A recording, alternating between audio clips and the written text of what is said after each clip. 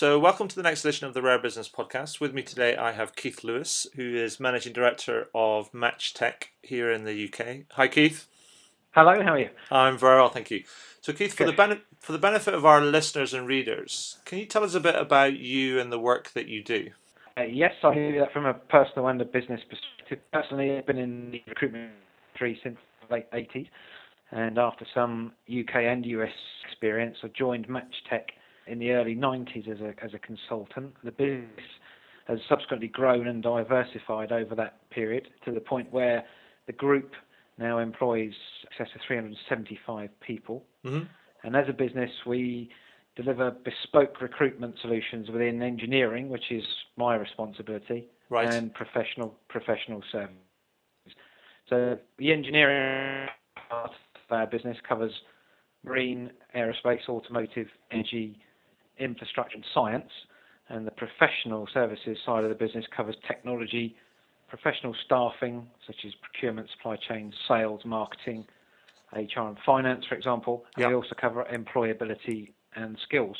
Okay. In terms of what we actually do, we place people in temporary, fixed term and permanent roles across all of the areas that I've just mentioned. Mm-hmm. And it's a huge array of organisations, from whether that be a single or one-off placement or whether it's us running their entire recruitment program, which could involve several hundred hires per annum.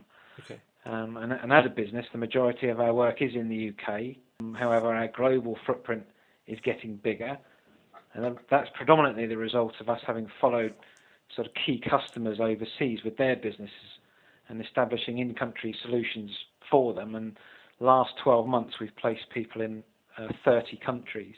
Right. Within the engineering brand, we also have an office in Germany. Uh-huh. The UK group offices are in Fareham, London, Albans and Aberdeen. And in terms of the engineering side of our business, for the last 2 years, Recruitment International has listed us as the #1 engineering recruitment organisation in the UK. Fantastic. So that's we're pleased with that. Very good. And in terms of how our staff are made out, in terms of the 375 that I mentioned, 20% of those are within our own shared services functions.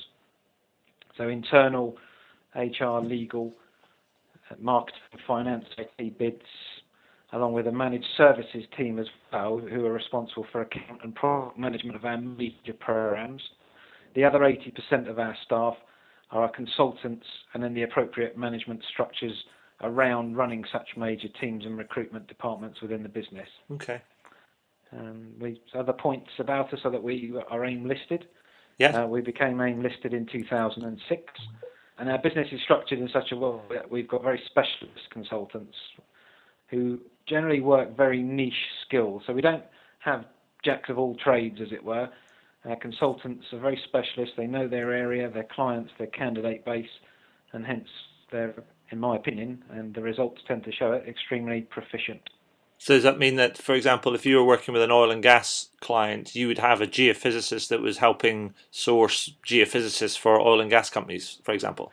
Now, it's more a case of we either have recruiters who are operating in placing people in permanent roles or contract roles. We do mix two, and geographically we'll have recruiters that cover the Aberdeen marketplace and others that cover the southern UK. Okay.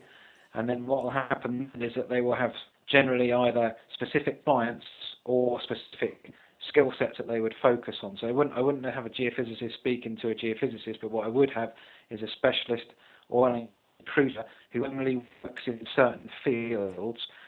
In most of the instances, it will be, for example, someone who is placing design disciplines for a certain number of clients within a geographical remit. So they understand the structural, mechanical, electrical, piping, design, engineering marketplace, as it were, inside out, and have a focus on the skill sets with specific customers.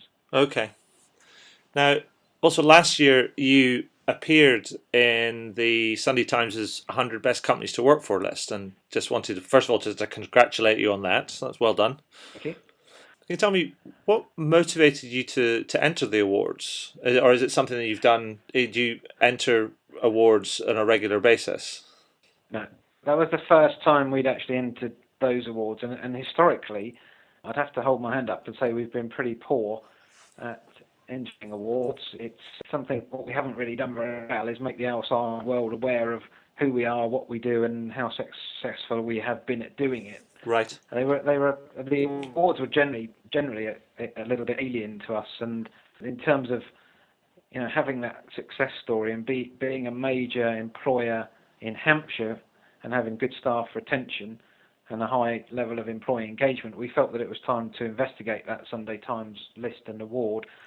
And the outcome of that was that we came 25th, which for our first attempt as well, it was in our view an outstanding achievement. But it gave us a great amount of publicity and recognition for something that we knew we were doing well, but we hadn't actually shared it.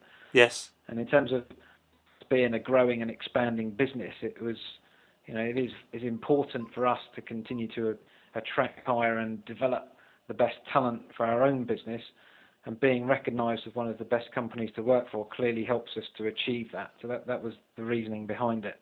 Fantastic. And you mentioned employee engagement there. I mean, what sort of things do you do within MatchTech to sort of promote and develop your culture and also that level of employee engagement you talk about? Yeah, but as we've grown, obviously that's become more and more challenging, especially as we've got different applications.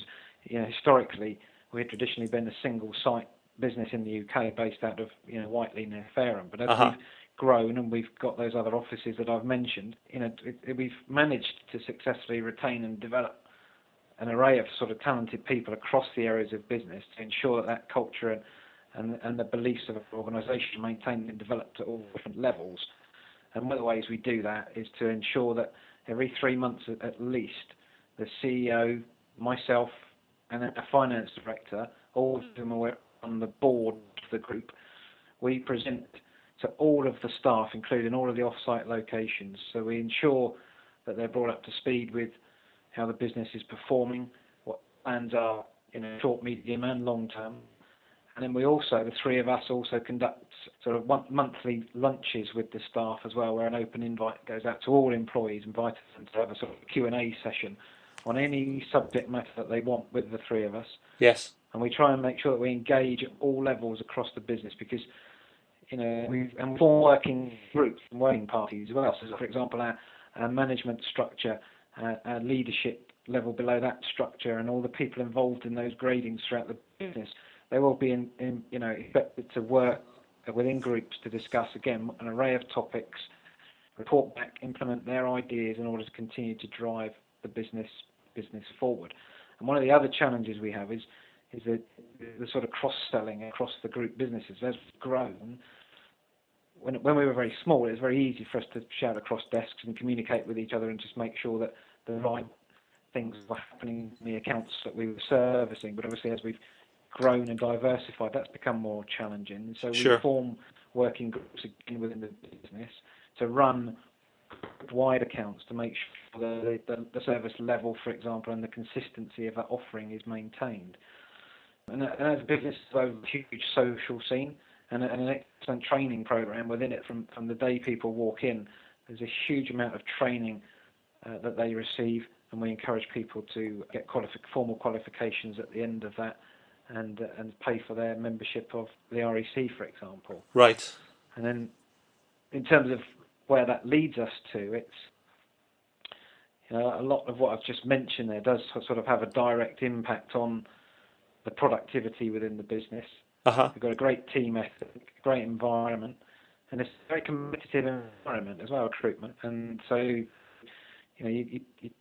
people are constantly trying to improve, which productivity as a result of that is high. Yes. And it's one of those industries, and we are a business who, forgive the cliche, but work hard, play hard. And people are rewarded well. Yes. And as such, there's a high level of engagement in and out of the office, which has great results, and people feel part of the business and want to see it succeed, which is great. Is that more just about? Is that more than just social stuff? Is that things like sporting things and volunteer efforts and all those sort of things, or? Yes, so we do all of what you've just mentioned. We have volunteering days, for example, and we also have.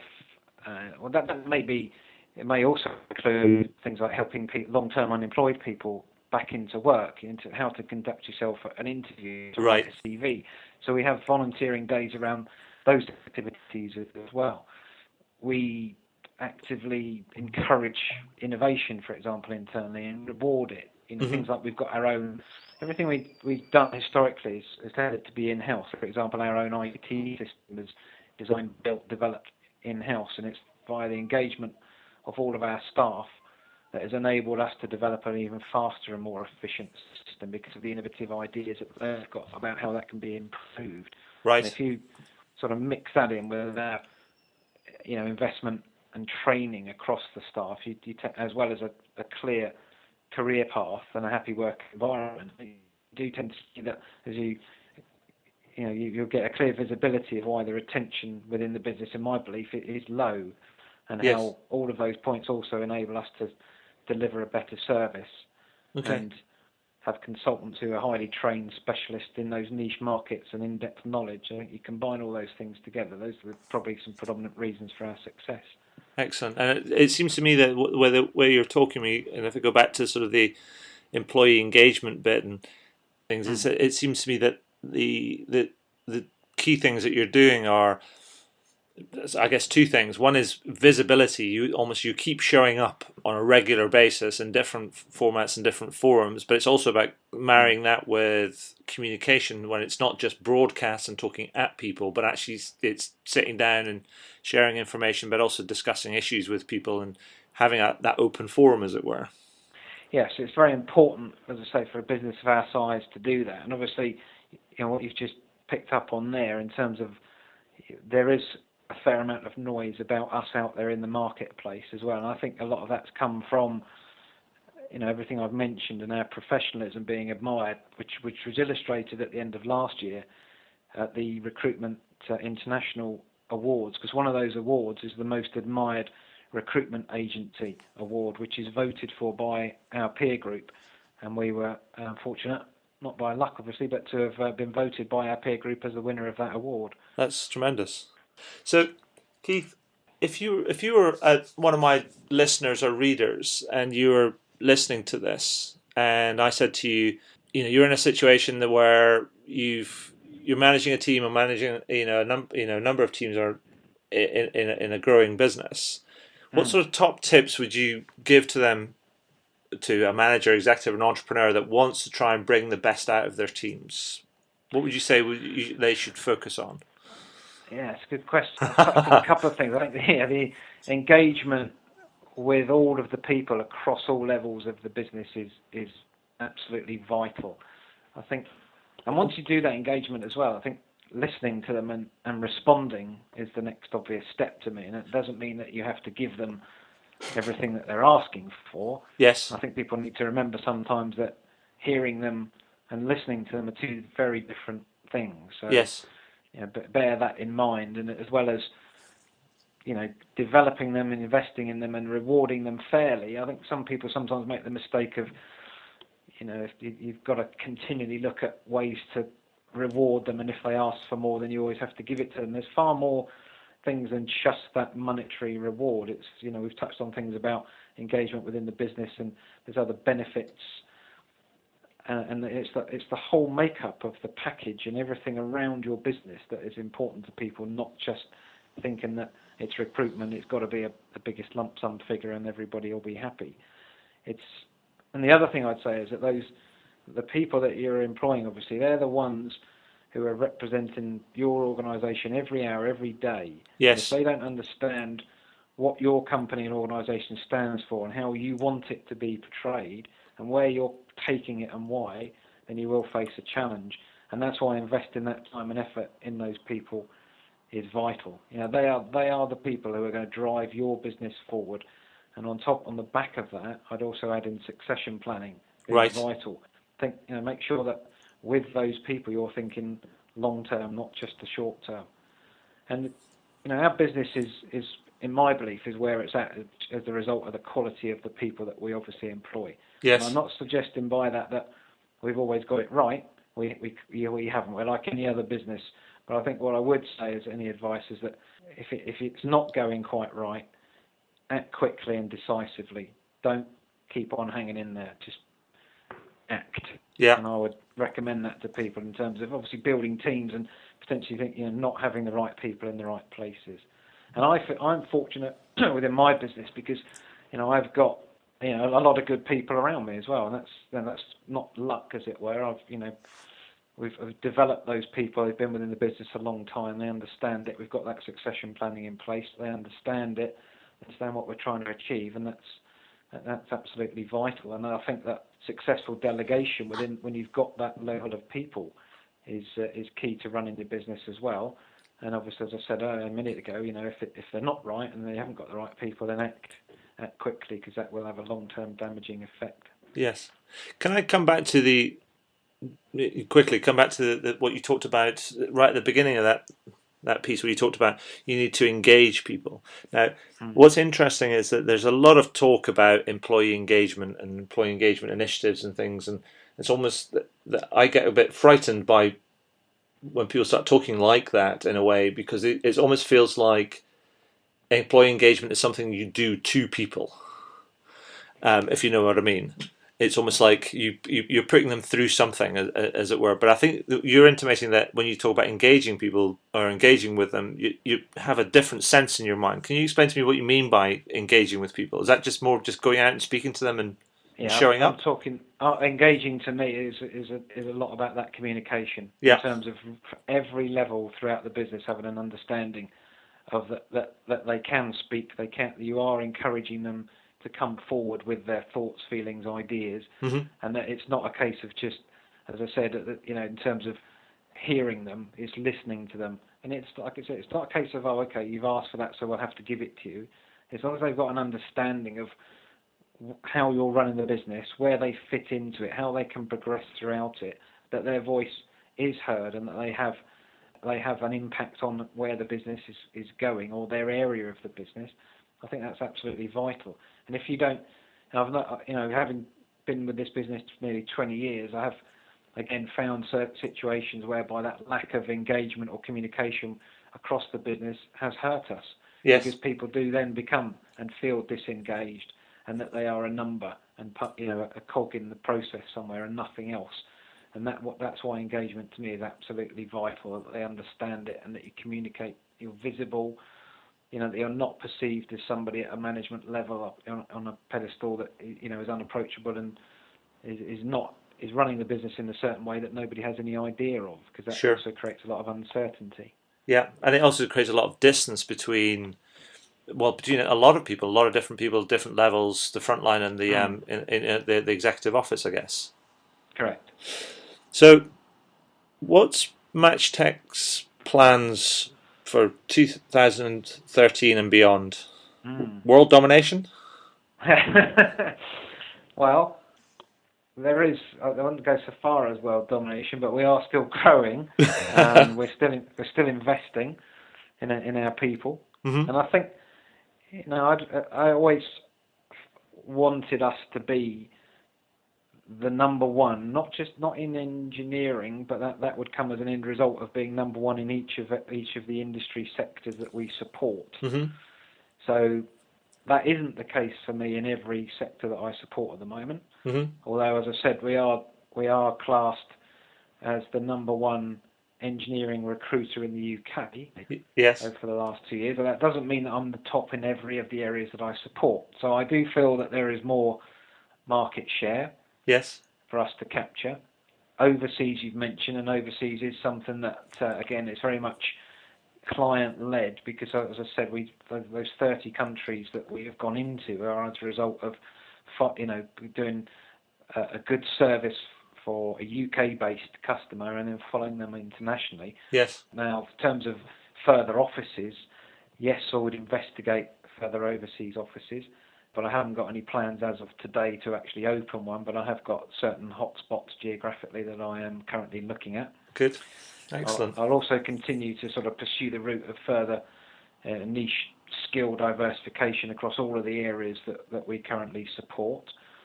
And a key area for me is that MatchTech is seen and acts as an influencer as well. And what I mean by that is that engagement with universities, training providers, clients, candidates, skills academies, bodies like Engineering UK, for example, and other associations. The key for me is that within engineering, for example, I'm in an area whereby it is not currently, in my opinion, the career of choice or the industry of choice. And I Right. think that there's something that we can do to change that.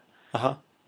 So, me and my staff being vocal and engaging with that community that I've just mentioned will have a huge impact on that. And that's key for me, for the longevity of our business, but also the longevity of the engineering industry throughout the UK. Yes, indeed. That's great. Now, Keith, I always finish these interviews with one question, and that question is there anything that you'd like to shamelessly plug? Okay.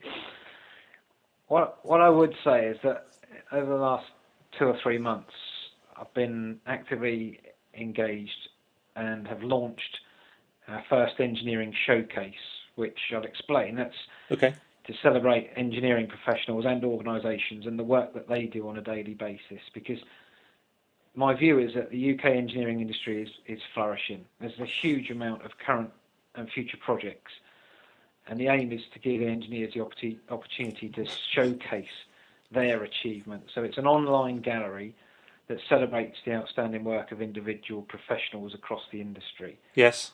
And it comes, in my view, it comes at a time when industry professionals need to be reminded of not, how great their work is, for one, but also, that we recently conducted a confidence index Uh-huh. of over 1,000 engineers, and what that showed was that there was a huge number of that engineering community whose confidence was very, very low in terms of their belief of what was being done to maintain and drive the industry further forward with government backing and support, for example. Right. So I released some information around that, and then on the back of that, I've just launched this engineering showcase, which is now open, and engineers throughout the UK can enter themselves or a colleague through the MatchTech website. So it's www.matchtech.com, and then when you go to that website, you'll see the community button. Yes. And if people wish to have a look at that community button, that will take them through and explain exactly what I've just talked about in terms of that engineering showcase and the results of the confidence index. That's fantastic. I mean, I think there's also possibly related to that, and I'll send you something via email, but I've just launched a project called The Bridge, and it's more about trying to connect young people that are looking for work with companies, but in a way that just to try and find out more about what they do, to try and promote the industries, but also increase the knowledge and the initiative of young people. So I'll send you something about that, because there may be some interesting overlap. Yeah, it's very interesting. Because, youth unemployment is 23% at the moment. Yes. And yet, I appreciate it's very easy for me to sit here and say, look, youth unemployment is 23%. There's a direct correlation between the current and future programs within the engineering sector, so surely it would be very straightforward. I understand it's not as easy as that, but any engagement and involvement that companies like mine can have in terms of trying to explain and educate people as to what the engineering industry is all about, what it has to offer, and how it has a long-term future, I'm very keen to engage in that. And we do a lot of work, for example, around the universities, and 12-month period, we have about 400 visits of people and teams from our organisation who go out and sort of promote engineering as that industry of choice. And I'm keen to continue to do that and engage with that community. I think it's also important to note as well is when people think about engineering, it's not just the high level, sort of higher degree sort of level of engineering that people are talking about. It's engineering as a whole as an industry that needs support and promotion as well, isn't it?